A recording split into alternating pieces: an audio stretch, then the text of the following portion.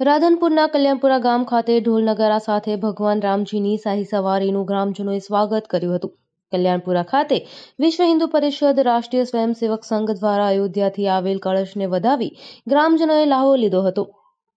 હિન્દુ સમાજમાં ભગવાન રામની પ્રાણ પ્રતિષ્ઠાની ઉજવણી થઈ રહી છે, ત્યારે કલ્યાણપુરા ગામ ખાતે શિવજી મંદિરથી રામજી મંદિર પરિસર સુધી ભગવાનની અક્ષત કળશ યાત્રાનું પ્રસ્થાન કરાયું હતું, જેમાં સમગ્ર ગ્રામજનો, મંદિરના પૂજારી અને ગામની મહિલાઓ સહિત હિન્દુ સંગઠનના યુવાનો અને મોટી સંખ્યામાં ગ્રામજનો જોડાયા હતા.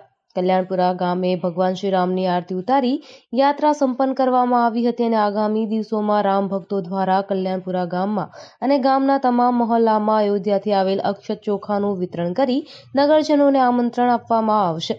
Bureau report, Anil Ramanuj, Radhanpur.